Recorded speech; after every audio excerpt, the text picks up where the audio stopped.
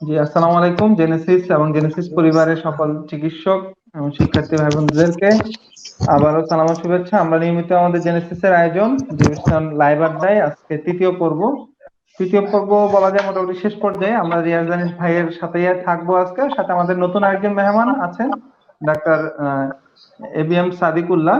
উনি আমাদের জেনেসিসের কনসালটেন্ট হিসেবে কাজ করছেন এবং এফসিএস পার্ট 1 মেডিসিনে করে ঢাকা মেডিকেল কলেজে অনারি হিসেবে ট্রেনিং এ আছেন। তো যথারীতি আমাদের সাথে আছেন আজকে আমাদের চিফ গেস্ট আমাদের রিয়াজ দানিশ ভাই।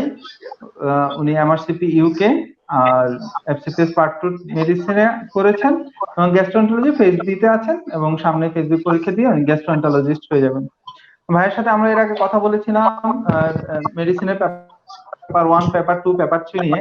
আজকে আমরা পেপার 3 দিয়ে কথা বলবো এবং সাথে সাথে যেহেতু বিসিপিএস এর একটা তড়িঘড়ি দেখা যাচ্ছে জানুয়ারি পরীক্ষা নিবে, তো জানুয়ারি পরীক্ষায় কিভাবে খুব এই অল্প সময়টাকে আমরা কিভাবে ইউটিলাইজ করব সেটা নিয়ে আমরা আলোচনা করব এবং কিভাবে আপনারা পড়লে চান্স পাওয়াটা বেড়ে যাবে সেই ব্যাপারে আপনারা হচ্ছে দিক নির্দেশনা আশা করি পাবেন। তো রিয়াজ দানিশ ভাইয়ের আগের 2টা এপিসোড দেখার জন্য আপনারা জেনেসিস অনলাইন ইউনিভার্সিটি অথবা আমাদের জেনেসিস পিজি চ্যালেঞ্জার্স গ্রুপে সার্চ করলে পারবেন, ডিভিশন আড্ডা এই নামেই। তো রিয়াজ দানিশ ভাইয়ের সাথে আমরা আমাদের আজকে কথা দিয়ে শুরু করছি। ভাইয়া, পেপার 3 নিয়ে আমরা আমাদের আজকে আলোচনা, আপনাকে স্বাগতম। আসসালামু আলাইকুম। আসসালাম। আচ্ছা ভাইয়া, জি আমরা শুরু করে দিই। আমাদের পেপার 3 যেই টপিকস গুলো আছে সেটা নিয়ে আমরা একটু কথা বলি। সেখানে আছে immunology, respiratory system, infectious disease, আর হচ্ছে বড় বড় চ্যাপ্টার মধ্যে নেফ্রোলজি, রিউমাটোলজি এবং অ্যাসিড বেস ইলেকট্রোলাইট আর সাথে জেরিয়াট্রিক্স। এটা নিয়ে আমাদের টোটাল 50টা কোশ্চেন হবে, 100 মার্কস। এই এই সামনের জানুয়ারিতে 20টা এসবিএ হবে আর 30টা এমসিকিউ হবে। ভাইয়া, আপনার কাছ থেকে আমরা আপনার উপদেশগুলো শুনতে যাচ্ছি কিভাবে পড়বে অ্যাকচুয়ালি এই পেপার 3।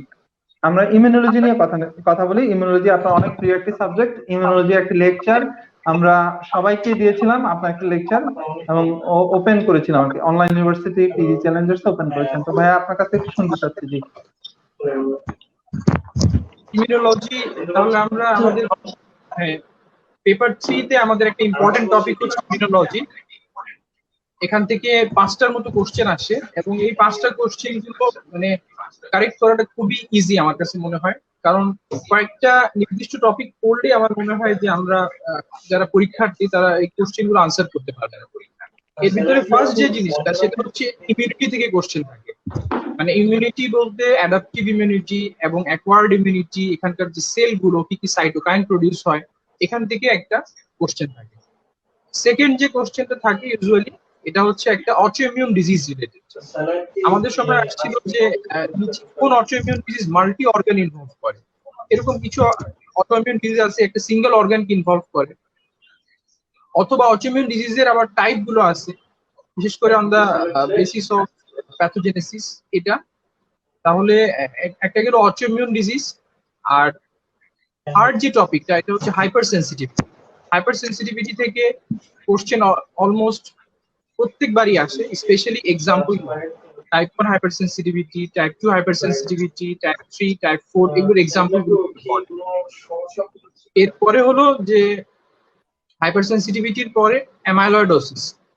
অ্যামাইলয়েডোসিস সম্পর্কে আমাদের মানে আমি যখন ইন্টার্ন ছিলাম তখন আমাদের স্যার বলছিলেন যে বিসিপিএস এর কোনো পরীক্ষাই হবে না যদি অ্যামাইলয়েডোসিস থেকে কোশ্চেন না আসে। এবং আমি ফার্স্ট পেপার পরীক্ষা দিলাম, দেখলাম যে অ্যামাইলয়েডোসিস থেকে কোশ্চেন নাই। সেকেন্ড পেপার পরীক্ষা দিতে গেলাম, দেখলাম যে ওখানে একটা কোশ্চেনে শুধু আমার একটু সন্দেহ হচ্ছে যে অ্যামাইলয়েডোসিস হতে পারে। কোশ্চেনটা এরকম ছিল যে নিচের কোনটাতে নার্ভ থিকেনিং হয়, নিচের কোনটাতে নার্ভ থিকেনিং হয়। তো আমি খুঁজতেছিলাম যে লেপ্রোসি কোথায় আছে, নিউরোফাইব্রোমাটোসিস কোথায় আছে, আমি এগুলো পাচ্ছি না। তো আমি ওখানে দেখলাম যে ওখানে একটা অপশনে দেওয়া আছে অ্যামাইলয়েডোসিস। তো আমি মোটামুটি মানে যেহেতু স্যারের কথার উপর একটা ইমান আছে, মানে একটা বিশ্বাস আছে, সেহেতু আমি অ্যামাইলয়েডোসিস দেখাতে চাইলাম।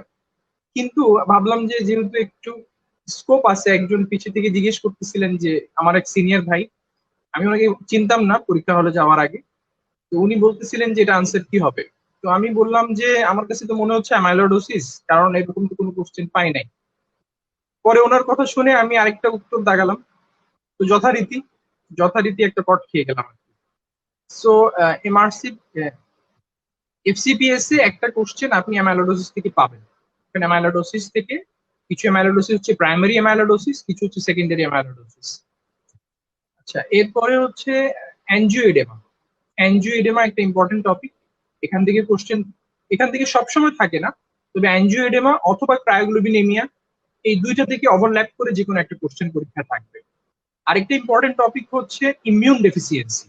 ইমিউন ডেফিসিয়েন্সি এর ভিতরে প্রাইমারি ইমিউন ডেফিসিয়েন্সি, তারপর সেকেন্ডারি ইমিউন ডেফিসিয়েন্সি, এখান থেকে একটা কোশ্চেন থাকতে পারে। তাহলে ফখরুল।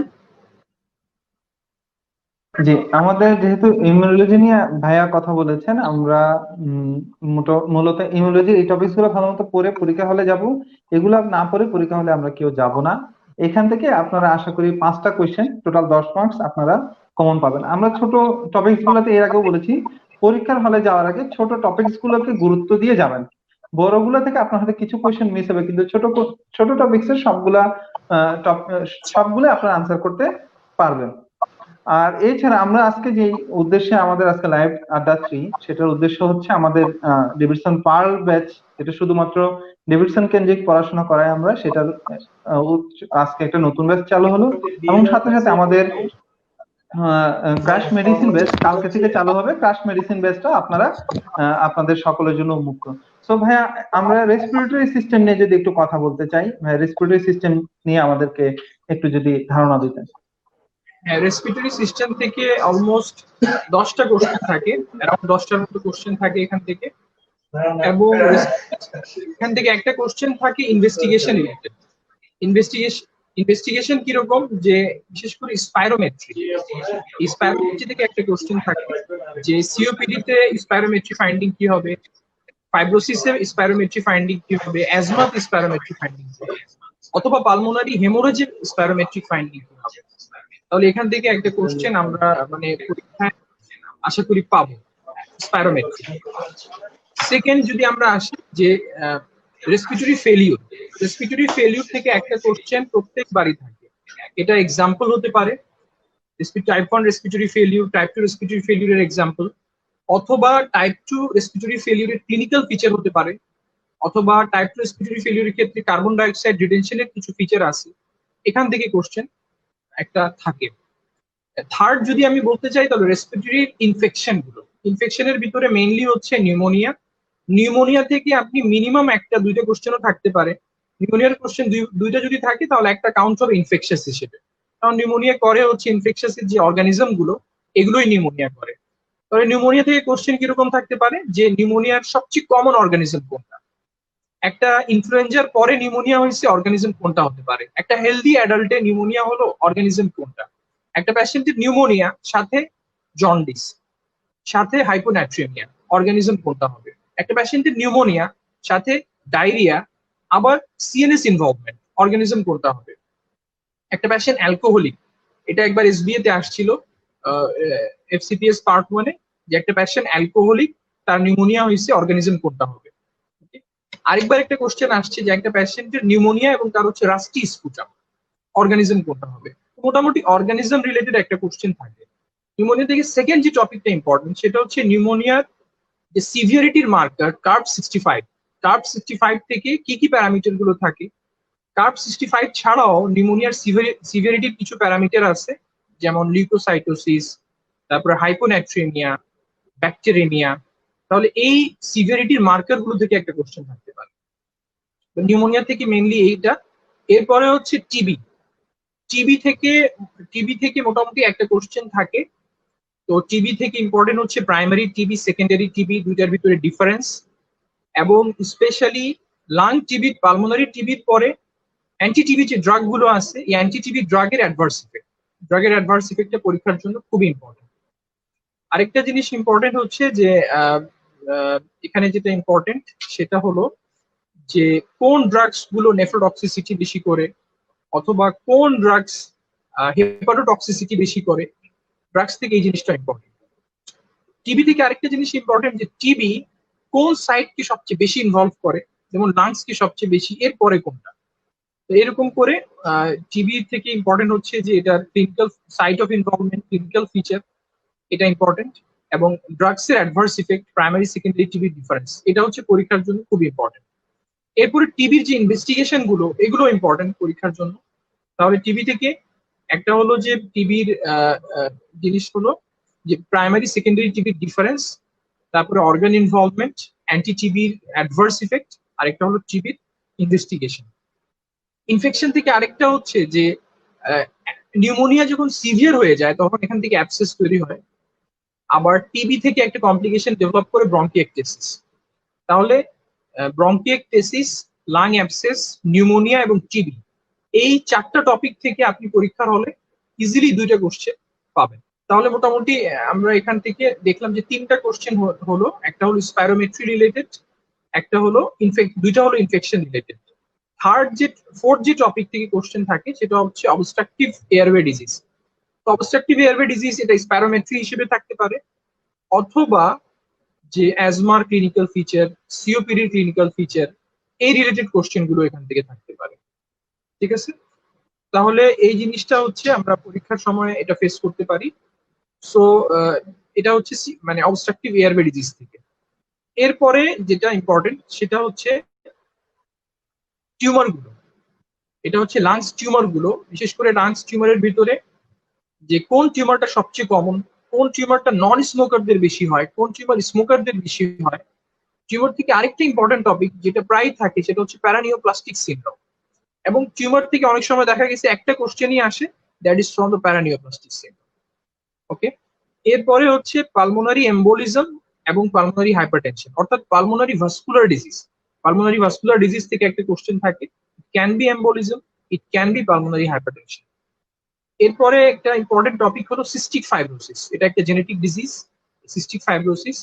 এই সিস্টিক ফাইব্রোসিসের ক্লিনিক্যাল ফিচার, এর হচ্ছে ইনভেস্টিগেশন, আরেকটা হলো সিস্টিক ফাইব্রোসিসে কি কি ইনফেকশন বেশি হয় এবং এই ইনফেকশনের জন্য কি কি অ্যান্টিবায়োটিক দেওয়া লাগে। ইউজুয়ালি রেসপিরেটরিতে কোনো ট্রিটমেন্ট আসে না, তবে অ্যাজমার ট্রিটমেন্ট, সিওপিডির ট্রিটমেন্ট, আরেকটা হচ্ছে সিস্টিক ফাইব্রোসিসের ট্রিটমেন্ট, এটা হচ্ছে ইম্পর্টেন্ট। আরেকটা ইম্পর্টেন্ট টপিক হচ্ছে নিউমোথোরাক্স। নিউমোথোরাক্স থেকে প্রত্যেকবারই যে কোশ্চেন থাকে এরকম না, মাঝে মধ্যে এখান থেকে কোশ্চেন থাকে। এরপরে কিছু রেয়ার টপিক যেমন অকুপেশনাল লাং ডিজিজ, এখান থেকে কোশ্চেন সবসময় থাকে না। তারপরে হচ্ছে যে অকুপেশনাল লাং ডিজিজের পরে ইম্পর্টেন্ট যেটা যে আরেকটা কোশ্চেন থাকতে পারে পালমোনারি ফাইব্রোসিস থেকে, যেটা হচ্ছে ডিপিএলডি। তাহলে ডিপিএলডি থেকে একটা কোশ্চেন এখান থেকে থাকে। তাহলে মোটামুটি এরকম 10টা কোশ্চেন আপনি যদি এই টপিক গুলো পড়েন তাহলে আমার মনে হয় যে আপনারা এটাকে মানে মাস্টার করতে পারবেন, এবং আপনি পরীক্ষা এখান থেকে 10টা কোশ্চেনই যে আপনি কমন পাবেন এরকম কিন্তু না। এখান থেকে মিনিমাম আপনি 8টা কোশ্চেন অবশ্যই কমন পাবেন, কারণ যে কোনো পরীক্ষার নিয়ম হচ্ছে যে 80% কোশ্চেন করা হয় মোটামুটি, 60% করা হয় যে মোটামুটি সবাই পারবে, বাকি 10% করা হয় যে একটু যারা বেশি পরিশ্রম করবে তারা পারবে। আর মানে 10 to 20% এমন কোশ্চেন থাকে যে এটা আপনার ইনডেপথ নলেজ যদি থাকে তাহলে আপনি সেটা আনসার করতে পারবেন। এটা দিয়ে আপনার পাস ফেল কখনো নির্ধারিত হবে না। আশা করি যে টপিক গুলো আমরা বলছি একটু আপনি পড়ে গেলে অ্যাটলিস্ট আপনি যে পাস মার্ক, এটার চেয়ে বেশি মার্ক আপনি গেইন করতে পারবেন। ধন্যবাদ ভাইয়া। আমাদের সাথে আমাদের যিনি আছেন, আমাদের সাদিক সাদিক গতবার জানুয়ারিতে এফসিবিএস পার্ট 1 করেছে। তার অভিজ্ঞতাটা একদম সবচেয়ে নতুন। তা আমরা তার কাছ থেকে ভাই একটু আপনার কাছ থেকে সাদিকের কাছে যাই। সাদিকের কাছে একটু শুনতে চাই যে কেমন লাগছে পার্ট 1 এফসিবিএস পার্ট 1 মেডিসিনে করে, বা কি উদ্দেশ্যে তুমি এফসিবিএস পার্ট 1 মেডিসিনে করছো। মাইকটা আনমিউট করে কথা বলতে হবে। আসসালামু আলাইকুম।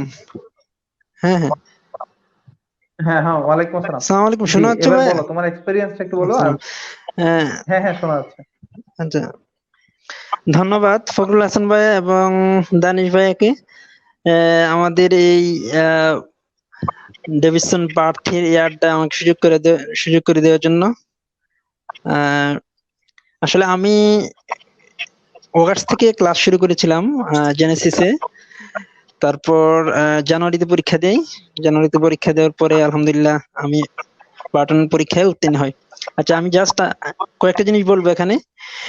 এর মধ্যে যে আমাকে বলা হয়েছে যে ওই অল্প টাইমের মধ্যে কিভাবে আমরা প্রিপারেশনটা আপ টু দা মার্কে নিতে পারি, এটা নিয়ে আমি কয়েকটা কথা বলবো। একটা আমার পার্ট 1 পরীক্ষাটা হচ্ছে যে আহ, নিজেকে নিজের সাথে প্রতিযোগিতা করা আসলে, যে এখানে ডেস্টিনেশন মতো আপনার অন্য ক্যান্ডিডেটের সাথে প্রতিযোগিতা করার সুযোগ নেই। এখানে হচ্ছে যে আপনার আপনার পারফরমেন্স লেভেল অথবা প্রিপারেশন লেভেলটাকে এতটুকু নিতে হবে যাতে করে আপনি প্রত্যেকটা পেপারে 70% যে কোটাটা আছে ওটা পার হতে পারেন।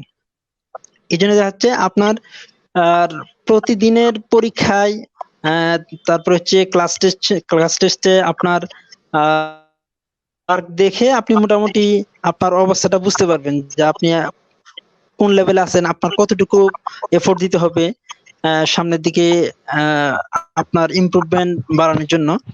তো এটা শুধুমাত্র ক্লাস টেস্ট বা এক্সামের মাধ্যমে আপনি নিজেকে যাচাই করতে পারবেন। আচ্ছা, তো 2 নম্বর কথা হচ্ছে যে যারা আমরা নতুন ইন্টার্ন শেষ করেছি তাদের জন্য কথা হচ্ছে তারা, আমার মনে হয় যে নতুন করে কোনো জবে না ঢুকে যে এখন যে টাইমটা আছে এই টাইমটা শুধুমাত্র পড়াশোনার পেছনে দেওয়া। আপনি যদি জবে ঢুকে যান তাহলে আপনার এই যে গতানুগতিক পড়াশোনা দিয়ে আসলে পাঠন করাটা খুব বেশি টাফ হয়ে যাবে। আহ, আপনি এই টাইমটা যে আগামী যে 4 থেকে 5 মাস আছে সেই টাইমটা খুব ভালোভাবে যদি আপনি পড়াশোনার মধ্যে লাগাইতে পারেন, হ্যাঁ টাইমটা দিতে পারেন, তাহলে অবশ্যই আশা করা যায় আপনি আপনার যে কাঙ্ক্ষিত যে লক্ষ্য এটাতে আপনি বুঝতে পারবেন। আর যারা জুলাই বসতে পারেন নাই আপনাদের জন্য হচ্ছে যে আপনাদের অবশ্যই ডেভিশনটা মোটামুটি পড়া আছে, আপনারা জাস্ট এখন শুধু রিভিউ করবেন।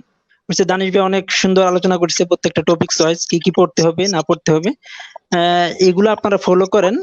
আর হচ্ছে যে সবচেয়ে ভালো হয় এখানে কোনো একটা কোচিং এর সাথে আপনি নিজেকে যুক্ত করতে পারেন বা আপনার পরীক্ষা দিয়ে আপনার নিজেকে যাচাই করতে পারবেন এই টাইমটা। হ্যাঁ, এই জন্য আমাদের জেনেসিস আপনাদের জন্য এই টাইমে দুইটা আয়োজন করছে। একটা হচ্ছে যে ক্রাশ ব্যাচ আর একটা হচ্ছে কুইক রিকভারি ব্যাচ। যুক্ত হয়ে আপনার পরীক্ষা দিতে পারেন, হ্যাঁ আপনার নিজেকে যাচাই করতে পারেন।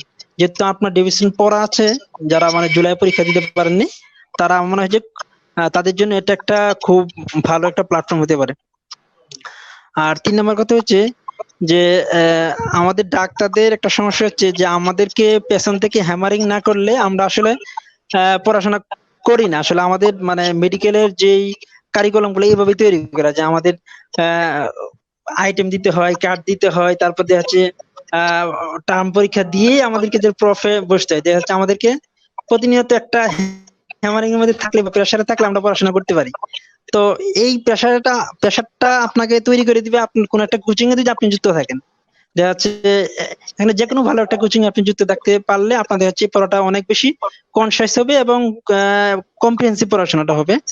এই জন্য আপনার দেখা যাচ্ছে আপনি শুধু বলতেছেন না যে জেনেসিসে ভর্তি হন, কিন্তু আপনি যে কোনো কোচিং সেন্টারে ভর্তি হয়ে আপনি আপনার পড়াটাকে কনসিয়াস করে নিতে পারেন। ভাইরা কি বলতেছে, হ্যাঁ ভাইদের অ্যাডভাইস গুলো আপনারা নিতে পারেন এবং এটা মনে হয় যে আপনাদের জন্য পড়াটাকে খুব বেশি সহজ এবং গুছিয়ে দিবে। হ্যাঁ, এটা আমরা আশা করি। আর একটা হচ্ছে যে এখন আচ্ছা, সাদিক আমরা তোমার কাছে আবার পরীক্ষা দেওয়ার আসবো। আগে সাদিক, আমরা তোমার কাছে আবার আসবো। আমরা দানিশ ভাইয়ের আরেকটু কথা শুনি। তোমার কথা অনেক সুন্দর, ভালো লাগছে, যেহেতু তুমি একদম গতবার পরীক্ষা দিয়েছো। আমরা পরবর্তী আবার আসছি জি ভাই। তোমার কাছে। তো দানিশ ভাই, আমরা আবার আপনার কাছে আসি। আমরা ইনফেকশাস ডিজিজ নিয়ে আপনার কাছে, ইনফেকশাস ডিজিজ আগে আমরা ছোট টপিক চ্যাপ্টার গুলো যাই। নেফ্রোলজি নিয়ে যদি আপনি কিছু বলতেন। নেফ্রোলজি। নেফ্রোলজি থেকে যদি আমরা কোশ্চেন যদি অ্যানালাইসিস করি, মানে স্যাররা কোশ্চেন করার সময় কোন জিনিসগুলো খেয়াল রাখবেন? স্যাররা খেয়াল রাখবেন যে একটা কোশ্চেন উনি দিবেন ইনফেকশন। ইনফেকশন কি? নেফ্রোলজিতে একটাই ইনফেকশন, এটা হচ্ছে ইউটিআই। ইউটিআই থেকে আমরা বলছি যে ইউজুয়ালি পার্ট 1 এ তেমন একটা ট্রিটমেন্ট লাগে না, বাট এখানে ইউটিআই এর অর্গানিজম, ইউটিআই এর ট্রিটমেন্ট, ইউটিআই এর ইনভেস্টিগেশন, এই তিনটাই আপনার জন্য ইম্পর্টেন্ট। ইউটিআই এর অর্গানিজম, ইনভেস্টিগেশন এবং ট্রিটমেন্ট, এই তিনটা ইম্পর্টেন্ট। ওকে, এবং আপার ইউটিআই লোয়ার ইউটিআই দুইটাকে ডিফারেন্সিয়েট করাটা ইম্পর্টেন্ট। এখান থেকে একটা সিঙ্গেল বেস্ট কোশ্চেনও আসতে পারে এরকম, যে একটা প্যাশেন্টের হয়তো বা রেনাল অ্যাঙ্গেল টেন্ডারনেস আছে, হাই গ্রেড ফিভার আছে, ফিভার চিলস এন্ড রাইট। হ্যাঁ, কোশ্চেন এখানে আস্ক করতে পারে যে আপনার ডায়াগনোসিস কি হবে। একটা অপশন যদি দিয়ে দেয় যে আনকমপ্লিকেটেড ইউটিআই, একটা অপশন যদি কমপ্লিকেটেড ইউটিআই থাকে তাহলে এটা খুবই ইজি হয়ে যায় যে কমপ্লিকেটেড ইউটিআই। যদি কমপ্লিকেটেড ইউটিআই না থাকে তাহলে অ্যাকিউট পাইলোনেফ্রাইটিস। ওকে, তাহলে এটাই আনসার হবে। আর যদি একটু কোশ্চেনটা আরেকটু যদি কমপ্লিকেট করা হয়, আরেকটু যদি টাফ করা হয়, যদি বলা হয় এই প্যাশেন্টের ট্রিটমেন্ট অপশন কি হবে, তো যেগুলো কমপ্লিকেটেড ইউটিআই এটার ট্রিটমেন্ট হবে আইভি মেডিকেশন। এবং আইভি মেডিকেশনের ভিতরে ইম্পর্টেন্ট হচ্ছে কোয়ামক্সিক্ল্যাভ। এই কোয়ামক্সিক্ল্যাভ প্রেগনেন্সিতেও দেওয়া যাবে, কোয়ামক্সিক্ল্যাভ নন প্রেগনেন্টদেরও দেওয়া যাবে, রেনাল ইম্পেয়ারমেন্ট থাকলেও দেওয়া যাবে। আরেকটা অপশন হচ্ছে সিপ্রোফ্লক্সাসিন, আরেকটা অপশন হলো সিপ্রোফ্লক্সাসিন। তাহলে কোশ্চেন গুলো এখন আমি এই কোশ্চেনটা এই জন্য এখানে বললাম যে এখন এফসিপিএস পার্ট 1 যারা পরীক্ষা দিচ্ছেন, আমি তো দিছি অনেক আগে 2013 সালে, তো ওই সময়ে এমআরসিপির সাথে ওই মিল ছিল না, ওই সময় পড়াগুলো এমআরসিপির সাথে অত বেশি হয়তো বা মিল ছিল না। কিন্তু এখন মোটামুটি একবার আমি একজনের সাথে কথা বলতেছিলাম এমআরসিপি একটা ক্লাসে, তো মোটামুটি ফার্স্ট ক্লাসে উনি বলতেছি যে মানে এই কোশ্চেন গুলো আপনারা কই পাইলেন, তাই বললাম এটা তো আমরা জাস্ট কোশ্চেন ব্যাংক থেকে উঠায় এখানে দিয়ে দিচ্ছি। তো বলছে এখান থেকে তিনটা কোশ্চেন হুবহু পরীক্ষায় আসছে, তিনটা কোশ্চেন হুবহু পরীক্ষায় আসছে। সো এটা কোইন্সিডেন্টও হতে পারে, আমি আই ডোন্ট নো। তো এরকম এমআরসিপি কোশ্চেন যেহেতু আসতেছে এই জন্য আমি এই টপিকটা আপনাদেরকে বললাম। তাহলে একটা কোশ্চেন তো হচ্ছে ইনফেকশন থেকে থাকবে। সেকেন্ড যে জিনিসটা ইম্পর্টেন্ট সেটা হচ্ছে আরেকটা কোশ্চেন থাকবে আপনার একেআই থেকে, একটা কোশ্চেন হবে আপনার একেআই থেকে। একেআই থেকে কোশ্চেন কি হতে পারে, যে একেআই থেকে যে কোশ্চেন হবে, একেআই এর ভিতরে তিনটা টাইপ আছে, প্রি রেনাল, রেনাল, আরেকটা হলো পোস্ট রেনাল। ইম্পর্টেন্ট হচ্ছে রেনাল কজটা, renal cause of the AKI. এবং রেনালের ভিতরে আরো বেশি ইম্পর্টেন্ট হচ্ছে দুইটা, একটা হচ্ছে অ্যাকিউট ইন্টারস্টিশিয়াল নেফ্রাইটিস, আরেকটা হলো acute tubular necrosis. Acute interstitial nephritis, আরেকটা হলো অ্যাকিউট টিউবুলার নেক্রোসিস। এই দুইটা থেকে ইম্পর্টেন্ট হচ্ছে এই দুইটাকে আপনি কিভাবে ডায়াগনোজ করবেন, এই দুইটার আন্ডারলাইং কজ, এই দুইটাকে আপনি কিভাবে ডায়াগনোজ করবেন এবং এটার আন্ডারলাইং কজ। যেমন একবার কোশ্চেন আসছিল পার্ট 1 যে অ্যাকিউট টিউবুলার নেক্রোসিসের ক্ষেত্রে মানে সবচেয়ে ডায়াগনস্টিক কোনটা। তো একটা টেস্ট আছে যেটাকে বলা হয় ফ্র্যাকশনাল এক্সক্রিশন অফ সোডিয়াম। তো এটা হচ্ছে মানে এটিএন এর জন্য সবচেয়ে বেশি ডায়াগনস্টিক। তাহলে মোটামুটি একেআই থেকে একটা কোশ্চেন যদি থাকে আশা করি আপনারা সেটা পারবেন। আচ্ছা, এরপরে যে টপিক সেটা হচ্ছে সিকেডি। সিকেডি থেকে ইম্পর্টেন্ট হচ্ছে সিকেডির কজ, সেকেন্ড হচ্ছে সিকেডির যে কমপ্লিকেশন গুলো ডেভেলপ করে, সিকেডিতে অ্যানিমিয়া ডেভেলপ করে, এই অ্যানিমিয়ার কজ গুলো কি, সিকেডিতে বোন ডিজিজ ডেভেলপ করে, বোন ডিজিজের কজ গুলো কি, এটার ম্যানেজমেন্ট কি। তাহলে একটা হলো ইনফেকশন থেকে ম্যানেজমেন্ট লাগবে, আর একটা হলো সিকেডির ম্যানেজমেন্ট লাগবে। এরপরে সিকেডির ম্যানেজমেন্টের ভিতরে আমরা চলে যাই যে রেনাল রিপ্লেসমেন্ট থেরাপি। এই রেনাল রিপ্লেসমেন্ট থেরাপি থেকে কোশ্চেন থাকে যে হেমোডায়ালাইসিস, পেরিটোনিয়াল ডায়ালাইসিস, আরেকটা হচ্ছে রেনাল ট্রান্সপ্লান্ট। এগুলো থেকে কোনটার অ্যাডভান্টেজ কি, ডিসঅ্যাডভান্টেজ কি, রেনাল ট্রান্সপ্লান্টের ক্ষেত্রে কোন আর্টারির সাথে অ্যানাস্টোমোসিস করা হয়, এক্ষেত্রে কি ড্রাগস ইউজ করা হয়। জাস্ট এই কয়েকটা জিনিস আপনি যদি করেন তাহলে আপনার আর ফোর্থ একটা টপিক পড়া হয়ে যাবে। ওকে, আচ্ছা, এরপরে যদি আমরা আসি তাহলে ইম্পর্টেন্ট হচ্ছে যে আপনার যে vascular disease, renovascular disease. Renovascular disease বলতে আমরা যেটা বুঝাই যে renal artery stenosis. Unilateral renal artery স্টেনোসিসের ফিচার কি হবে, বাইল্যাটারাল রেনাল আর্টারি স্টেনোসিসের ফিচার কি হবে, এবং রেনাল আর্টারি স্টেনোসিসের ক্ষেত্রে আপনি কোন ড্রাগসটা দিতে পারবেন না। নরমালি অ্যান্টি হাইপারটেনসিভ হিসেবে এসি ইনহিবিটর হচ্ছে ড্রাগ অফ চয়েস, বা এআরবি হলো ড্রাগ অফ চয়েস, কিন্তু এগুলো আপনার রেনাল আর্টারি স্টেনোসিস থাকলে আপনি ইউজ করতে পারবেন না। এই জিনিসটা ইম্পর্টেন্ট। একটা রেনাল আর্টারি স্টেনোসিসের ক্ষেত্রে ইনভেস্টিগেশনের পার্ট থেকে ইম্পর্টেন্ট হচ্ছে যে দুইটা কিডনির ভিতরে যদি সাইজের ডিফারেন্স মোর দেন 1.5 সেন্টিমিটার হয়, ইট সাজেস্ট যে it is renal artery stenosis. তাহলে রেনাল আর্টারি স্টেনোসিসের ক্ষেত্রে এর কজ গুলো কি, তাহলে অ্যাডাল্টের ক্ষেত্রে একরকম কজ, চাইল্ড তারপরে যাদের বয়স কম এদের ক্ষেত্রে একরকম কজ। এই কজ গুলো থেকে আপনার এটা একটা কোশ্চেন থাকতে পারে। এরপর ইম্পর্টেন্ট একটা টপিক হচ্ছে যে গ্লোমেরুলোনেফ্রাইটিস। এই গ্লোমেরুলোনেফ্রাইটিস থেকে কোশ্চেন মানে একটা তো থাকবেই, বেশিও থাকতে পারে। গ্লোমেরুলোনেফ্রাইটিসের ভিতরে চলে আসবে যে মিনিমাল চেঞ্জ, মেমব্রেনাস নেফ্রোপ্যাথি, এগুলোর কজ গুলো কি, এগুলোর বায়োপসি ফাইন্ডিং গুলো, এটার কজ কি এবং বায়োপসি ফাইন্ডিং কি। তাহলে জিএন থেকে ইম্পর্টেন্ট হচ্ছে কজ এবং এটার বায়োপসি ফাইন্ডিং। এরপরে যদি আমরা যাই তাহলে হচ্ছে এখান থেকে আপনার টিউবিউলার ডিফেক্ট, কিডনির যে টিউবিউল টিউবিউলে আমরা জানি প্রক্সিমাল টিউবিউলে কিছু সেল থাকে, তারপরে ঠিক ascending limb of loop of হ্যানলিতে কিছু সেল থাকে, তারপরে হচ্ছে আর্লি ডিস্টালে কিছু সেল থাকে, লেট ডিস্টালে কিছু সেল থাকে। প্রত্যেকটা সেলের এখানে যদি এদের যে চ্যানেল গুলো থাকে, চ্যানেলে যদি মিউটেশন হয়ে যায় তাহলে বিভিন্ন ধরনের ডিজিজ হতে পারে, এবং এই চ্যানেলের উপরে বিভিন্ন ডায়োটিক্স গুলো কাজ করে। তাহলে এই টিউবিউল এবং ডায়োটিক্স এখান থেকে একটা কোশ্চেন পরীক্ষার হলে আপনারা পাবেন। এরপরে যদি আমরা আসি যে একটু লেস ইম্পর্টেন্ট টপিক, যেমন রেনাল সেল কার্সিনোমা, তারপরে বিনাইন প্রোস্টেটিক হাইপারপ্লাসিয়া, আরেকটা হলো রেনাল স্টোন। এই তিনটা থেকে যে কোনো একটা কোশ্চেন থাকবে। এর ভিতরে সবচেয়ে ইম্পর্টেন্ট হচ্ছে রেনাল স্টোন, রেনাল স্টোনের কজ, রেনাল স্টোনের ইনভেস্টিগেশন এবং এটার ক্লিনিক্যাল ফিচার। এখান থেকে তিনটাই ইম্পর্টেন্ট। রেনাল সেল ক্যান্সার থেকে ইম্পর্টেন্ট হচ্ছে ক্লিনিক্যাল ফিচার এবং এটা কিভাবে ডায়াগনোজ করা যেতে পারে। সো আমার এটা হচ্ছে মোটামুটি কিডনি থেকে। আরেকটা ইম্পর্টেন্ট টপিক হচ্ছে পলিসিস্টিক কিডনি ডিজিজ।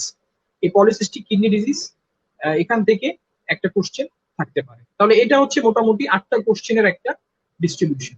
হ্যাঁ, এক্ষেত্রে ফিজিওলজি গুলা পড়া লাগবে কিরকম? ফিজিওলজি, ফিজিওলজিটা, রেনাল হ্যাঁ ফিজিওলজি। ফিজিওলজিতে যেটা বললাম যে রেনাল টিউবিউল গুলো, রেনাল টিউবিউলের ফাংশন যদি আপনি পড়ে ফেলেন, এবং কিছু জিনিস যেমন লাগে যে জিএফআর, মানে জিএফআর কি কি ফ্যাক্টরের সাথে রিলেটেড এক্ষেত্রে, এবং ডেভিডসনের যে ফিজিওলজিটা আছে এর সাথে আপনাকে রেনাল ফিজিওলজি একটু, মানে এই ফিজিওলজিটা আপনাকে একটু যদি জ্ঞান আপনার আগে পড়া থাকে সেই জ্ঞান থেকে আপনি পড়তে পারেন, অথবা যদি কোনো লেকচার শিট আপনার কাছে থাকে সেই লেকচার শিট থেকে রেনাল ফিজিওলজি থেকে একটা কোশ্চেন ইউজুয়ালি আসে। রেনাল ফিজিওলজি থেকে একটা কোশ্চেন অ্যাটলিস্ট আসে।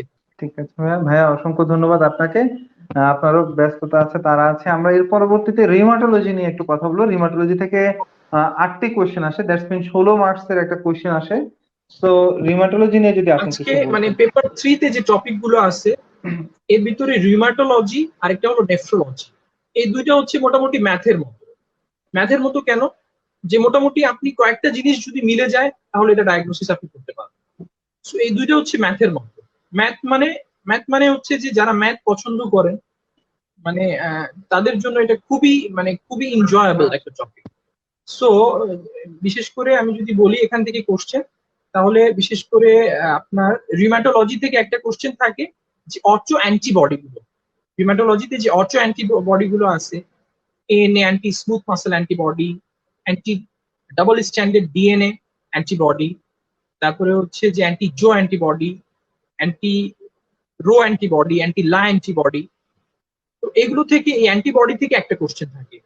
তারপরে হচ্ছে রিউমাটয়েড ফ্যাক্টর, ওকে, এএনএ কোথায় কোথায় পজিটিভ হয়, মানে অ্যান্টিবডি রিলেটেড একটা কোশ্চেন পরীক্ষা থাকে। সেকেন্ড যে কোশ্চেনটা থাকতে পারে সেটা হচ্ছে রিউমাটয়েড আর্থ্রাইটিস। সেকেন্ড কোশ্চেনটা হলো রিউমাটয়েড আর্থ্রাইটিস, এখান থেকে একটা কোশ্চেন ইনভেরিয়েবলি থাকে। আরেকটা কোশ্চেন থাকে সেরোনেগেটিভ আর্থ্রাইটিস থেকে। সেরোনেগেটিভ বলতে আমরা জানি যে একটা হচ্ছে রিঅ্যাক্টিভ রিঅ্যাক্টিভ আর্থ্রাইটিস, একটা হলো অ্যাঙ্কালোজিং স্পন্ডিলাইটিস, অ্যান্টেরোপ্যাথিক আর্থ্রাইটিস, আরেকটা হলো সোরিয়াটিক আর্থ্রাইটিস। তো এগুলো থেকে একটা কোশ্চেন থাকবে। এরপরে হচ্ছে autoimmune disease, specially SLE. SLE থেকে কোশ্চেন থাকবেই, একটা কোশ্চেন থাকবেই। এই এসএলইর কোশ্চেনটা অ্যান্টিবডি হিসেবে আসতে পারে। এসএলইর কোশ্চেনটা আসতে পারে অ্যাক্টিভ এসএলইর ফিচার কি, এসএলই কোন কোন অর্গানকে ইনভলভ করে, কোন কোন অর্গানে কি কি ফিচার হতে পারে। আরেকটা কোশ্চেন একটু আসে যে drug induced SLE, drug induced SLE. তাহলে এসএলই থেকে মোটামুটি এই কোশ্চেন, এবং এসএলই থেকে একটা কোশ্চেন থাকবে। থার্ড অটোইমিউন থেকে ফোর্থ যে কোশ্চেনটা আসতে পারে অটোইমিউন থেকে সেটা হলো সিস্টেমিক স্ক্লেরোসিস, জগরেন সিনড্রোম, আরেকটা হচ্ছে মিক্সড কানেকটিভ টিস্যু ডিজিজ। এই কয়েকটা টপিক মিলে একটা কোশ্চেন থাকে। তবে এখান থেকে আপনাকে ডিটেলস পড়তে হবে না, এগুলো থেকে আপনি পড়বেন ক্লিনিক্যাল ফিচার, আরেকটা হলো ইনভেস্টিগেশন। ক্লিনিক্যাল ফিচার এবং ইনভেস্টিগেশন এই দুইটা আপনি পড়লেই আপনার পড়াটা মোটামুটি শেষ হয়ে যাবে। এরপরে থাকে ডার্মাটোমায়োসাইটিস, পলিমায়োসাইটিস। এগুলো মেইনলি হচ্ছে নিউরোলজির পার্ট হিসেবে আসে। ডার্মাটোমায়োসাইটিস, পলিমায়োসাইটিস গুলো নিউরোলজির পার্ট হিসেবে পরীক্ষা অ্যাকচুয়ালি আসে। এরপরে যদি আমরা যাই তাহলে ইম্পর্টেন্ট একটা টপিক হচ্ছে ভাস্কুলাইটিস। ভাস্কুলাইটিস থেকে কোনগুলো লার্জ ভেসেল ভাস্কুলাইটিস, কোনগুলো স্মল ভেসেল ভাস্কুলাইটিস, এবং কোনগুলো মিডিয়াম ভেসেল ভাস্কুলাইটিস। এর ভিতরে সবচেয়ে মানে সবগুলোই ইম্পর্টেন্ট। যেটা হচ্ছে লার্জ ভেসেল, এখানে হচ্ছে জায়ান্ট সেল আর্টারাইটিসটা বেশি ইম্পর্টেন্ট। মিডিয়াম ভেসেল থেকে পলি আর্টারাইটিস নোডোসাটা বেশি ইম্পর্টেন্ট, এবং স্মল ভেসেলের ভিতরে হচ্ছে বেজিনাস গ্রানুলোমাটোসিস, আরেকটা হচ্ছে চার্লস-স্ট্রস সিনড্রোম। এই দুইটা হলো বেশি ইম্পর্টেন্ট। সো এখান থেকে আপনি একটা কোশ্চেন ভাস্কুলাইটিস রিলেটেড একটা কোশ্চেন অবশ্যই কমন পাবেন। এবং ভাস্কুলাইটিস এর জন্য আপনাদের ছোট্ট একটা টিপস হচ্ছে, যদি পরীক্ষার হলে কোনো কোশ্চেন দেখেন যে অনেকগুলো অর্গানকে ইনভলভ করছে, মোর দ্যান 2 or 3 অর্গানস, এবং প্যাশেন্টের সাথে যদি জয়েন্ট ইনভলভমেন্ট এ ধরনের যদি ফিচার থাকে, প্যাশেন্টের সিস্টেমিক ফিচার যদি থাকে, ফিভার, ওয়েট লস, তাহলে এটার answer most likely it will be vasculitis. তো এটা এসবিএ কোশ্চেন থাকতে পারে, অথবা এখান থেকে এমসিকিউ কোশ্চেন থাকতে পারে। এরপরে আমরা চলে আসি যে এখান থেকে কিছু কোশ্চেন আমরা একটু কিছু টপিক কম পড়ি, বা আমরা আন্ডার গ্র্যাড লেভেলে একটু কম পড়ে আসি, স্পেশালি অস্টিওআর্থ্রাইটিস এবং অস্টিওপোরোসিস। অস্টিওআর্থ্রাইটিস, অস্টিওপোরোসিস, অস্টিওপোরোসিস থেকে আপনার ট্রিটমেন্টটাও লাগবে। তাহলে রিউমাটোলজিতে ট্রিটমেন্টের ব্যাপারে ইম্পর্টেন্ট হচ্ছে এটা, অস্টিওপোরোসিসের ট্রিটমেন্ট আপনাকে জানতে হবে, অস্টিওআর্থ্রাইটিসের ট্রিটমেন্ট আপনাকে জানতে হবে। সো এগুলো থেকে ক্লিনিক্যাল ফিচার, ইনভেস্টিগেশন এবং ট্রিটমেন্ট, এই কয়েকটা জিনিস আপনাকে জানতে হবে। এরপরে একটা টপিক হচ্ছে যে আপনার গাউট।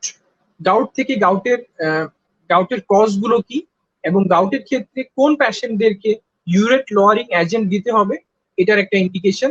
এবং গাউটের ক্ষেত্রে যখন জয়েন্ট অ্যাসপিরেশন করা হবে তখন কি ধরনের ক্রিস্টাল পাওয়া যাবে।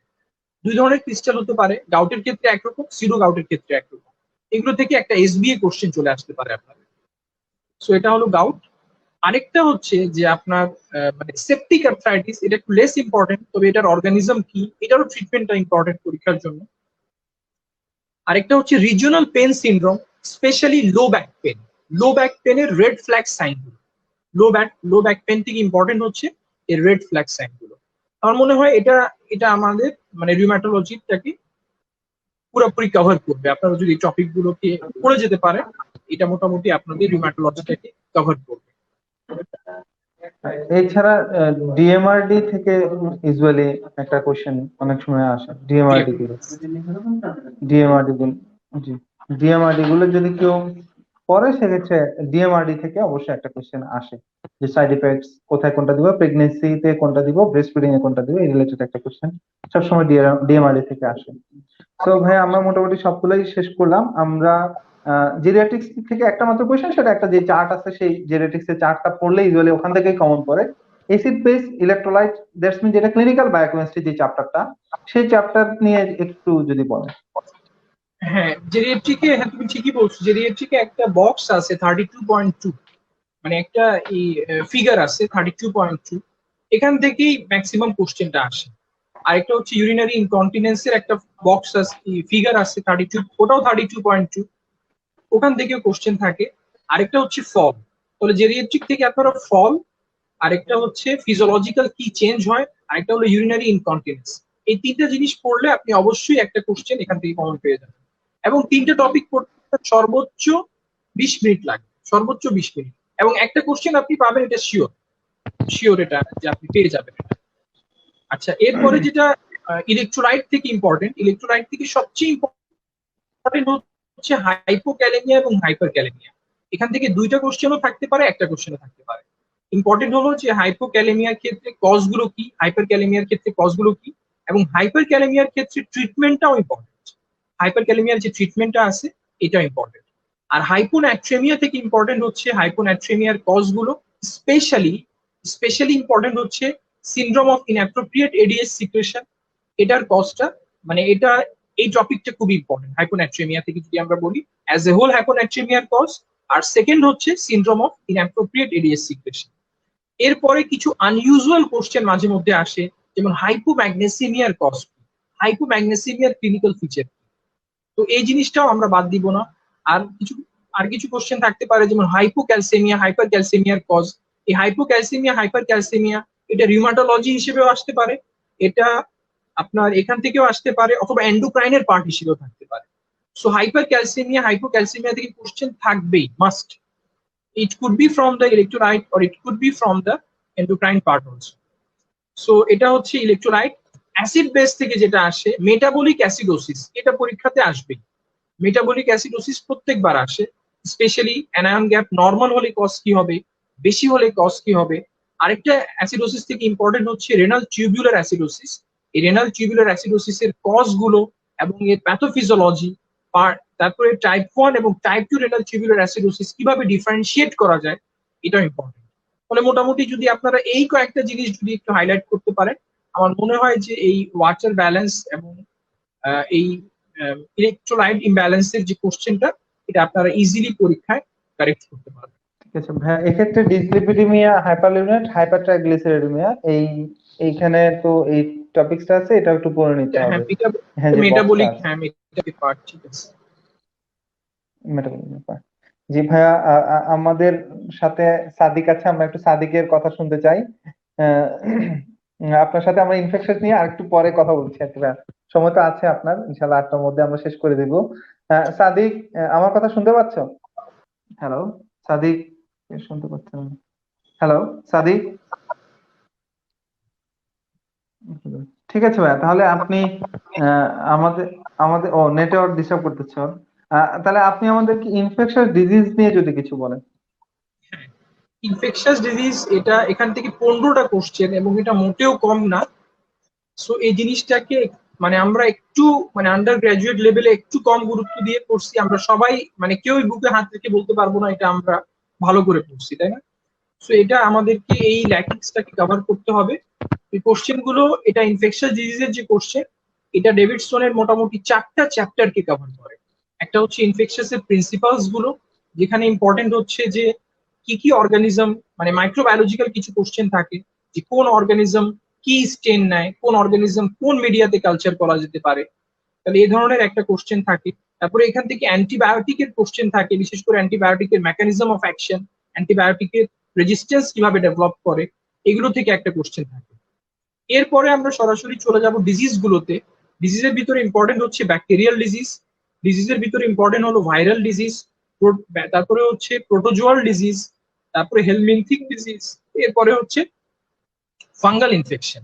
ফাঙ্গাল ইনফেকশন, তবে এর ভিতরে এসটিডি এবং হচ্ছে এইচআইভি, এইচআইভি ভাইরাল হলেও এখান থেকে আলাদাভাবে কোশ্চেন থাকে। তাহলে আমরা প্রথমে চলে আসি যে ব্যাকটেরিয়াল এসটিডি তে চলে আসি। এসটিডিটা এই জন্য আমি আগে বলতেছি, এসটিডি জিনিসটা হচ্ছে খুবই ছোট, খুবই কম টপিক, কিন্তু এটা পড়ে আপনি ইজিলি 3টা কোশ্চেন আনসার করতে পারেন, ইজিলি 3টা কোশ্চেন আনসার করতে পারেন। তাহলে এসটিডির ভিতরে ইম্পর্টেন্ট হচ্ছে যে ইউরেথ্রাল ডিসচার্জের কজ, আরেকটা ইম্পর্টেন্ট হলো ভ্যাজাইনাল ডিসচার্জের কজ। এখান থেকে একটা কোশ্চেন থাকেই পরীক্ষাতে। সেকেন্ড ইম্পর্টেন্ট হচ্ছে জেনিটাল আলসারের কজ, পেইনফুল হলে কি হবে, পেইনলেস হলে কি হবে। এরপরে ইম্পর্টেন্ট 2টা ডিজিজ আপনাকে জানতে হবে, একটা হচ্ছে সিফিলিস, আরেকটা হলো ক্লামাইডিয়া। সিফিলিস এবং ক্লামাইডিয়া, এগুলো ক্লিনিক্যাল ফিচার এবং ইনভেস্টিগেশন, এটা ডিটেলস আপনাকে একটু করতে হবে। সো মোটামুটি যদি আপনি এগুলো পড়তে পারেন, তাহলে আপনি এখান থেকে ইজিলি 3টা কোশ্চেন আনসার করতে পারবেন। এর ভিতরে ব্যাকটেরিয়াও কভার করে যাবে। ওকে, তাহলে মোটামুটি এখান থেকে যদি আপনারা পড়েন, তাহলে মোটামুটি আপনি ইজিলি 3টা কোশ্চেন কভার করতে পারবেন। এরপরে এইচআইভি থেকে যদি আমরা আসি, এইচআইভি থেকে ইম্পর্টেন্ট হচ্ছে HIV AIDS defining infection. HIV stage আছে 3টা, 3টা স্টেজের ক্লিনিক্যাল ফিচার কি হবে, এটার এইচআইভির ক্ষেত্রে কি কি টেস্ট করা হয়, কি কি অ্যান্টিভাইরাল ইউজ করা হয়, এই অ্যান্টিভাইরালের অ্যাডভার্স ইফেক্ট গুলো কি, এইচআইভি প্যাশেন্টের ডায়রিয়ার কজ কি, এইচআইভি প্যাশেন্টের মেনিনজাইটিসের কজ কি। ওকে, এখান থেকে এইচআইভি প্যাশেন্টের রেটিনাইটিসের কজ কি, এগুলো থেকে আপনি একটা কোশ্চেন পরীক্ষায় পাবেন। এরপরে যদি আমরা আসি যে ব্যাকটেরিয়াল ইনফেকশন, ব্যাকটেরিয়াল ইনফেকশন থেকে সবচেয়ে ইম্পর্টেন্ট যেটা যে এন্টারিক ফিভার। এন্টারিক ফিভারটা পরীক্ষার জন্য খুবই ইম্পর্টেন্ট। এন্টারিক ফিভারের ক্লিনিক্যাল ফিচার, এন্টারিক ফিভারের ইনভেস্টিগেশন, এন্টারিক ফিভারের ম্যানেজমেন্ট। কিছু জিনিস আমরা পড়ি না, যেমন ব্রুসেল লসিস। ব্রুসেল লসিস থেকে কোশ্চেন, এটা স্যারদের খুবই প্রিয়, এখান থেকে কোশ্চেন একটা প্রায় আসে। এরপরে হচ্ছে লেপ্টোস্পাইরা। ব্রুসেলোসিস এবং লেপ্টোস্পাইরা যে কোনো একটা টপিক থেকে পরীক্ষায় কোশ্চেন অবশ্যই আসে। তো লেপ্টোস্পাইরা ইউজুয়ালি যেটা করে যে এটা লিভারকে, কিডনিকে, হার্টকে, অনেকগুলো সিস্টেমকে ইনভলভ করে। যদি আপনার এটা আগে থেকে এভাবে প্রিপারেশন না থাকে, তাহলে আপনার জন্য প্রিপারেশন নেওয়াটা টাফ হয়ে যাবে। আচ্ছা, এরপরে যদি আমরা আসি যে আপনার ব্যাকটেরিয়াল দিকে যদি আসি, তাহলে ইম্পর্টেন্ট হচ্ছে আরো কিছু একটু লেস ইম্পর্টেন্ট, যেমন হচ্ছে ডিপথেরিয়া ইম্পর্টেন্ট, তারপর হচ্ছে স্ট্রেপ্টোকক্কাল ইনফেকশন গুলো ইম্পর্টেন্ট, স্টাফাইলোকক্কাল ইনফেকশন গুলো ইম্পর্টেন্ট। এগুলো হচ্ছে মোটামুটি ব্যাকটেরিয়াল ডিজিজ থেকে। ওকে, এরপরে যদি আমরা আসি ব্যাকটেরিয়ালের ভিতরে আবার কিছু জিআই ইনফেকশন আছে, স্পেশালি স্পেশালি যেটা ফুড পয়জনিং থেকে একটা কোশ্চেন পরীক্ষার হলে মাস্ট থাকে। কোন অর্গানিজম, কোন টক্সিন দিয়ে হচ্ছে, কোন অর্গানিজম দিয়ে হচ্ছে, এগুলো থেকে একটা কোশ্চেন আপনি পাবেন। সেকেন্ড যদি আমরা আসি, যে সেটা হচ্ছে একটা কোশ্চেন থাকবে যেটা হলো আপনার ভাইরোলজি থেকে থাকে ইউজুয়ালি, যে ভাইরোলজির ভিতরে স্পেশালি যে আপনার এবিস্টিয়ান বার ভাইরাসটা ইম্পর্টেন্ট। তারপরে হচ্ছে এখান থেকে যে আপনার human papilloma virus, Epstein Barr virus, dengue virus. আর এবার যারা পরীক্ষা দিবেন আপনারা সবাই জানেন যে আপনাদের সবার জন্য ইম্পর্টেন্ট হচ্ছে করোনা।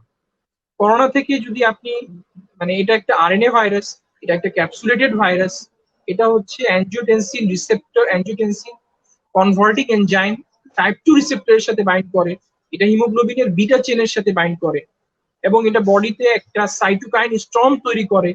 এটার জন্য আমরা আরটিপিসিআর টেস্ট করে থাকি এবং সেটা ন্যাজোফ্যারিঞ্জিয়াল সোয়াব থেকে করা হয়ে থাকে। এই কয়েকটা বেসিক ইনফরমেশন সবার থাকা উচিত, এবং এই পেশেন্টকে আমরা কখন অক্সিজেন দিব এ ধরনের একটা আপনার নলেজটাও আপনার থাকা লাগবে করোনা সম্পর্কে। তাহলে আমরা মোটামুটি ভাইরাল ইনফেকশন, এটা আরো কিছু ভাইরাল ইনফেকশন আছে যেমন মাম্পস, মিজলস,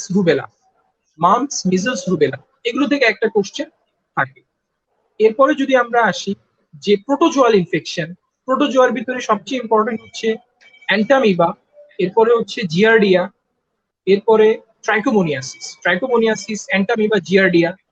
এরপরে স্পেশাল দুইটা প্রোটোজোয়া যেখান থেকে কোশ্চেন থাকে মোটামুটি, যেটা হলো ম্যালেরিয়া থেকে কোশ্চেন থাকবে। ম্যালেরিয়ার একটা ফিগার আছে বড়, ওখানে ক্লিনিক্যাল ফিচার গুলো দেয়া আছে, ম্যালেরিয়ার ক্লিনিক্যাল ফিচার, ম্যালেরিয়ার ট্রিটমেন্ট এবং ম্যালেরিয়ার কমপ্লিশন, ইনভেস্টিগেশন সবই ইম্পর্টেন্ট। এরপরে যদি আমরা যাই ম্যালেরিয়ার পরে সেটা হচ্ছে কালাজার থেকে ইম্পর্টেন্ট এবং ইনভেস্টিগেশন।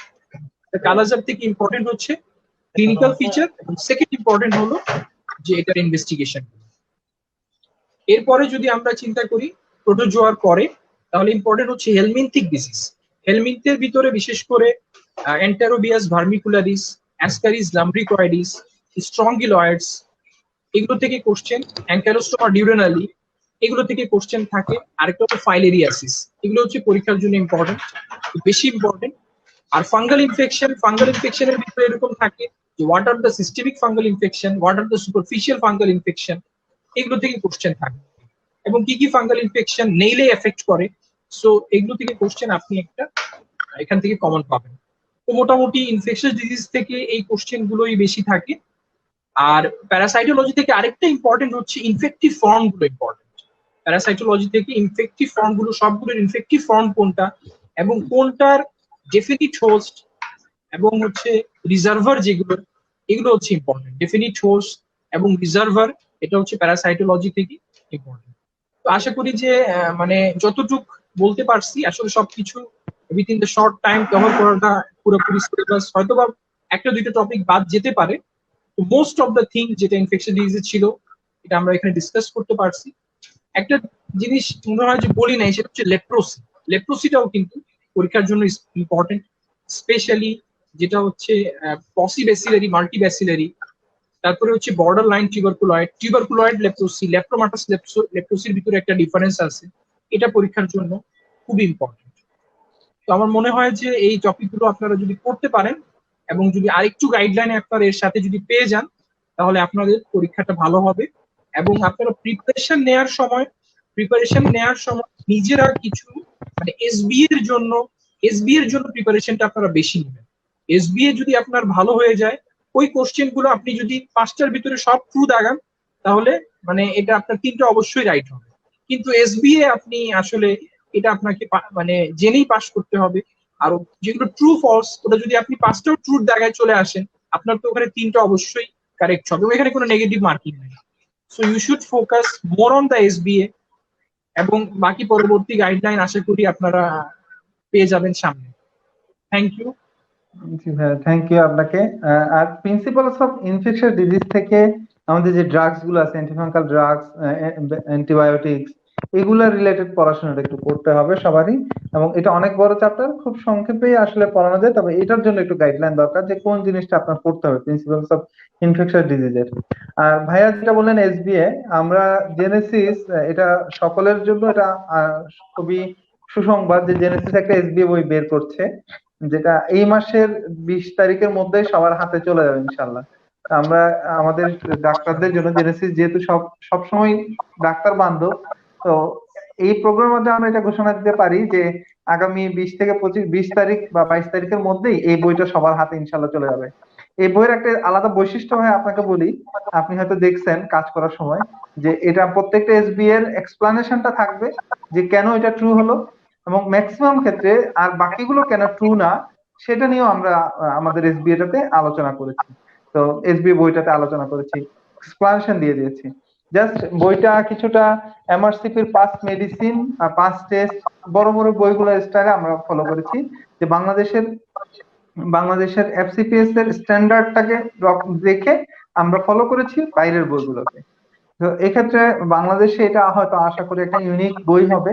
And প্রথাগত শুধুমাত্র প্রশ্ন দিয়ে আনসার বলে দিয়ে যে এসবিএ বই সেগুলো না করে আমরা করেছি এক্সপ্লানেশন সহ, কেন এটা ট্রু হবে কেন ফলস হবে সেই রিলেটেড আলোচনা আমরা করে দিয়েছি আমাদের এসবিএ বইতে। এবং প্রত্যেকটাতে ডেভিডসনের রেফারেন্স, ডেভিডসনের যেগুলো ইম্পর্টেন্ট যে ফিগার গুলো বক্স গুলো যেখান থেকে করা যায় সেগুলো আমরা আমাদের বইটাতে ইনক্লুড করে দিচ্ছি। শুধুমাত্র বইটা পড়লেই এসবি এর কমপ্লিট প্রিপারেশন হয়ে যাবে আশা করি। সো এটা আপনার এই প্রোগ্রামের মাধ্যমে আমরা বলছি। আমরা একটু সাদিকের কাছে ভাইয়া চলে আসি। সাদিক তো গতবার যেহেতু ও বললো যে আগস্ট থেকে প্রিপারেশন নিয়েছে, আসলে এটা আগস্ট সেপ্টেম্বর মাস, এই সময়ে সাদিক মানে কিভাবে এখন আমাদের ডক্টররা প্রিপারেশন নিয়ে পার্ট ওয়ানে চান্স পাবে, যেহেতু গতবারও পরীক্ষা হয় না, একটা বিশাল সংখ্যক পরীক্ষার্থী পরীক্ষা দিবে।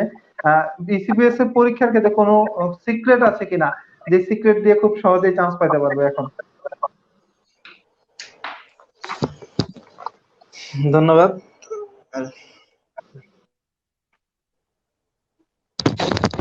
ধন্যবাদ ফখরুল হাসান ভাইয়া, দানিশ ভাইকে আবারও। আসলে ভাই যেটা বললো যে সিক্রেটের আসলে কিছু নেই এখানে, ভাইয়া অনেক সুন্দর আলোচনা করেছেন আজকে।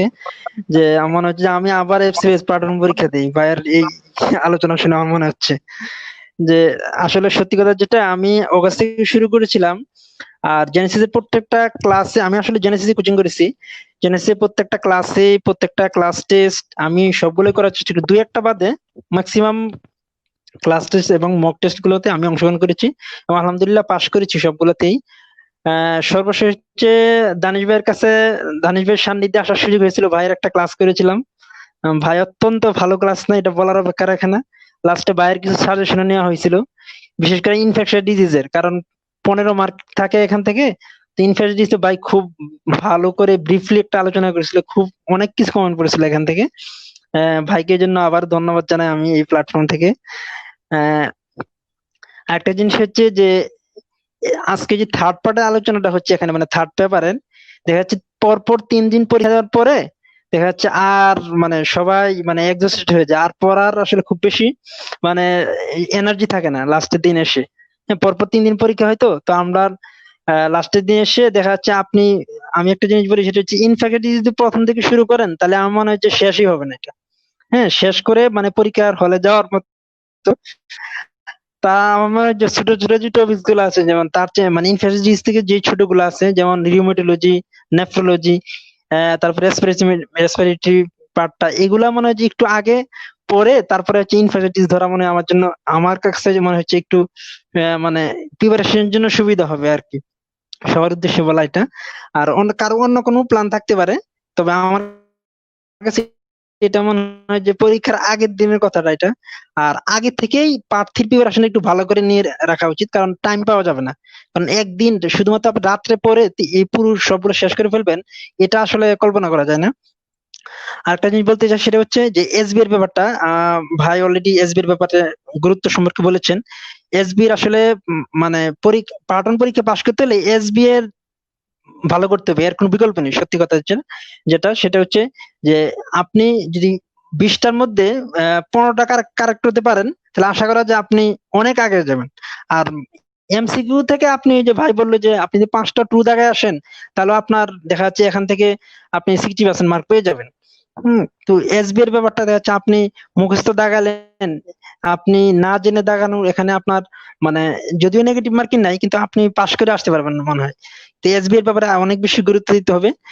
আমাদের জেনেসিস এর পক্ষ থেকে আসলে এসবি এর জন্য আলাদা করে একটা বই বের করা হচ্ছে, ভাই বলে দিয়েছেন যে 20 তারিখের মধ্যে আসবে ইনশাল্লাহ।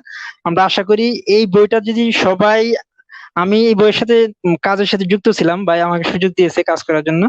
তো এখানে যতটুকু দেখা হচ্ছে যে ডেভিডসন বেসড মানে pass medicine, pass pass test থেকে মোটামুটি ডেভিডসন বেসড যে কোশ্চেন গুলো হতে পারে এইভাবে আসলে এখানে তুলে দেওয়া হয়েছে। আর অনেক সুন্দর সুন্দর যেগুলা এসবি গুলো পরীক্ষা আসার মতো ইম্পর্টেন্ট যে এসবি গুলো আছে এগুলো এখানে আলোচনা করা হয়েছে। আমরা আশা করি যারা এফসিএস পার্ট অফ দিবেন সবার জন্যই এই বইটা অনেক বেশি ফ্রুটফুল হবে এবং ইফেক্টিভ হবে আমরা আশা করি। হ্যাঁ, ইনশাআল্লাহ সবাই পার্ট 1 পরীক্ষা পাশ করেন এই আশা রেখে আজকের মতো আমি এখানে আমার কথা শেষ করছি। আসসালামু আলাইকুম। জি, সবাইকে, আমরা মোটামুটি শেষ পর্যায়ে আছি। দানিশ ভাইকে অসংখ্য ধন্যবাদ। আর সবার উদ্দেশ্যে আমি শুধু এই কথাটাই বলতে চাই যে ডাক্তারদের জীবনে থেমে থাকার কোনো সুযোগ নাই। এই করোনার সময় কোনো ডাক্তারই থেমে ছিল না, কোনো চিকিৎসক থেমে থেমে ছিল না। জুনিয়র ডাক্তারদের অনেক বেশি কষ্ট, সেই কষ্টটাকে সামনে এগিয়ে নেওয়ার জন্য এখন যেহেতু বিসিপিএস বলেন বা বিএসএমও বলেন সবাই অনারিয়াম দিচ্ছে, সামনে সেটা 30,000 হয়ে যাবে। তো একটু ভালো প্রিপারেশন নিয়ে আগামী কয়েকদিন দুই নৌকায় পা না দিয়ে শুধুমাত্র একটা নির্দিষ্ট জায়গায় থেকে আপনি আপনার প্রিপারেশনটাকে নিন। এবং এতদিন যা করেছেন, আপনি জুলাই পরীক্ষা দিতে পারেন নাই, জানুয়ারিতে দিবেন। আহ, সবকিছু ভুলে গিয়ে আপনি ক্লিনিক ডিউটি থেকে শুরু করে অন্যান্য যে কোনো ডিউটি, অন্যান্য সকল কাজ ফেলে রেখে এখন পড়ার টেবিলে বসুন। পড়ার টেবিলে বসে আপনি পড়াশোনাটাকে এগিয়ে নিন। যদি না হয় আপনি আবার হতাশ হয়ে যাবেন। কারণ নর্মালি 1 বছর পরীক্ষা দিতে পারেন নাই, যদি সামনের বার চান্স না পান তাহলে আরো 6 মাস, তাই 1.5 বছর। একজন মানুষের জীবন থেকে 1 বছর 1.5 বছর হারিয়ে যাওয়া কিন্তু অনেক বেদনার, অনেক বেশি কষ্টের। তারপর আবার আপনাকে বিসিএস করতে হবে, বিসিএস করে গ্রামে পোস্টিং এ যেতে হবে। কখন ডিগ্রি কমপ্লিট করবো আমরা সেটার কোনো নির্দেশনা বা ঠিক ঠিকানা নাই। তাই আপনি ভালো মতো প্রিপারেশন নেন সামনের দিনগুলোর জন্য। এখনই প্রিপারেশন নিতে থাকেন এবং সবচেয়ে বেশি সময় দেন, 12 থেকে 14 ঘন্টা, 15-20 ঘন্টা পারলে পড়াশোনা করেন। পড়াশোনার মাধ্যমে থেকে আপনি হচ্ছে প্রিপারেশন নিতে থাকেন। এছাড়া আপনার যদি মনে হয় যে না পড়াশোনা কম হচ্ছে, সেক্ষেত্রে আমাদের এক্সাম ব্যাচ, যদি আগে প্রিপারেশন থাকে আমাদের এক্সাম ব্যাচ অথবা এসবিএ এক্সাম ব্যাচ আমাদের চালু হবে সামনে। সাথে সাথে আমাদের যারা একটু কম প্রিপারেশন নিয়েছেন, ডেভিডসনের প্রিপারেশন কম, তাদের জন্য শুধুমাত্র ডেভিডসন রিলেটেড আমাদের ডেভিডসন পার্ল ব্যাচ। আর টোটাল এই সংক্ষিপ্ত সময়ের প্রিপারেশনটাকে সাহায্য করার জন্য আমাদের ক্র্যাশ মেডিসিন, মানে টোটাল মেডিসিনের প্রিপারেশনটাকে আমরা সাহায্য করবো, সেটা অনলাইন ব্যাচ গুলো আমরা চালু করেছি। তো সকলকে ধন্যবাদ, দানিশ ভাইকে স্পেশালি অনেক অসংখ্য ধন্যবাদ, আর সাদিককে তো অবশ্যই ধন্যবাদ। আগামী দিনের আমাদের বাংলাদেশের মেডিসিনের দিকপালদের অন্যতম হতে যাবে তারাই। সবার প্রতি শুভকামনা রেখে আজকের আমাদের ডিভিশন লাইভ আড্ডা শেষ করছি। সবাইকে অসংখ্য ধন্যবাদ। আসসালামু আলাইকুম। আসসালামু আলাইকুম।